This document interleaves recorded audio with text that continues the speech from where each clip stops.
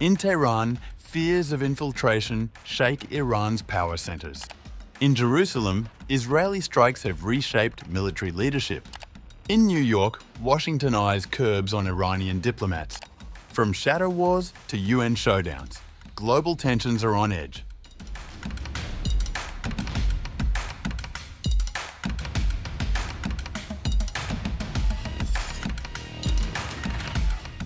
Tensions within Iran's political and security circles are rising amid concerns over Israeli infiltration. Senior figures warn that agents may have penetrated parts of the country's security apparatus, including elements within the intelligence community and military establishments. Former lawmaker Mohammad Ali Pourmokhtar told Kabar Online that infiltrators often pose as insiders, building trust while advancing hidden agendas. He noted that these individuals sometimes disguise themselves as radical supporters of the system, allowing them to influence operations from within. Infiltration of Iran's security organizations cannot be ignored. It has now become clear that infiltrating agents were involved in some of the attacks on military establishments. Revolutionary Guards Commander and former MP Mansour Haghi-Hatpour emphasized the importance of public vigilance, citing individuals who promote revolutionary slogans while potentially compromising national security. Their remarks reflect growing factional tensions and suspicions among both hardliners and reformist elements. The people should be vigilant and suspicious of those who race ahead of the revolution and chant radical slogans. Recent assassinations of Iranian military personnel, including a nuclear scientist, have intensified scrutiny, with investigations exploring social media vulnerabilities, internal intelligence failures, and the involvement of external actors. Reports suggest that drones used in some attacks were assembled inside Iran, though operatives reportedly vanished after carrying out their missions. Supreme Leader Ali Khamenei's limited public appearances underscore concerns over the depth of infiltration.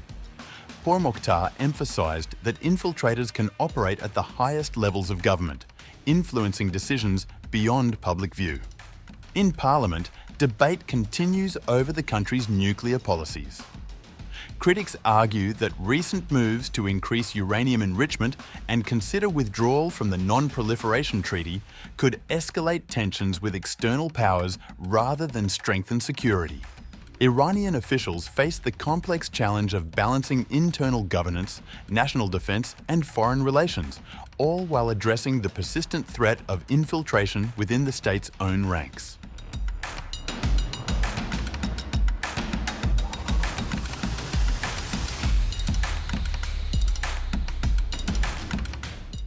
After months of uncertainty, Iran has confirmed the appointment of Major General Ali Abdollahi as the new head of the Armed Forces Operations Room, 3 months following the deaths of his predecessors in June during Israeli strikes.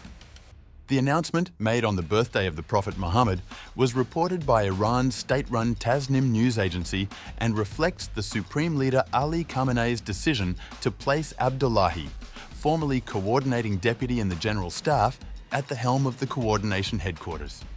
Abdollahi's appointment follows a period of heightened tension after Israel launched preemptive strikes on nuclear and military sites, killing senior Iranian commanders and scientists. The swift succession of deaths, including those of Major Generals Gholam Ali Rashid and Ali Shadmani, underscored the vulnerability of Iran's military leadership and prompted months of secrecy regarding a replacement. Meanwhile, Brigadier General Ali Mohammad Naini described the country as more prepared and cohesive than before the conflict. He said the Iranian armed forces maintain strong deterrent capabilities and are ready to respond to threats at any level. He emphasized that while the enemy seeks to maintain a state of psychological and economic pressure, Iran is not the initiator of war and has successfully defended its sovereignty in past engagements. The enemy cannot start a new war, but it wants to keep the country in a warlike atmosphere filled with worry and tension. For this purpose, it pursues psychological operations. We are not the initiators of war, nor do we fear it. We tell the people of Iran not to worry. If war occurs, we hold the upper hand and possess a deterrent power that will make the enemy regret. The enemy has shifted to economic and psychological warfare and revenge for the steadfastness of our people.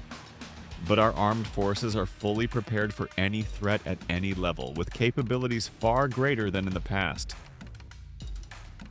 Naini added that the recent 12-day conflict demonstrated national unity and the effectiveness of Iran's leadership, leaving the country more stable and resilient.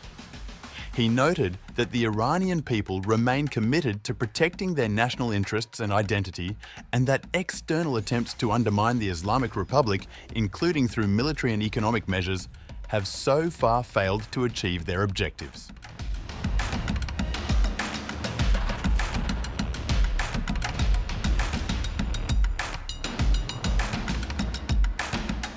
The United States is weighing new restrictions on foreign delegations attending this month's United Nations General Assembly in New York. According to the Associated Press, one proposal would further limit the movement of Iranian diplomats, including a rule requiring State Department permission for shopping trips to wholesale clubs such as Costco and Sam's Club. These stores have long been favoured by Iranian delegations, who purchase bulk goods for shipment back to Tehran. The report comes amid heightened scrutiny of Iran's presence at the UN. 3 years ago, footage of aids to then-President Ebrahim Raisi went viral, showing large quantities of American consumer goods being loaded outside their hotel. An internal State Department memo also outlined possible curbs on delegations from Sudan, Zimbabwe, and Brazil. The debate follows the Trump administration's earlier decision to revoke visas for Palestinian Authority President Mahmoud Abbas, and dozens of officials, though accredited diplomats at the UN mission, were permitted to remain. US officials say visas for Iran's delegation undergo a strict security review. A State Department spokesman told Iran International that ensuring foreign visitors pose no threat to American security remains a top priority. He declined to confirm whether visas will be issued to Iranian officials this year, citing confidentiality rules.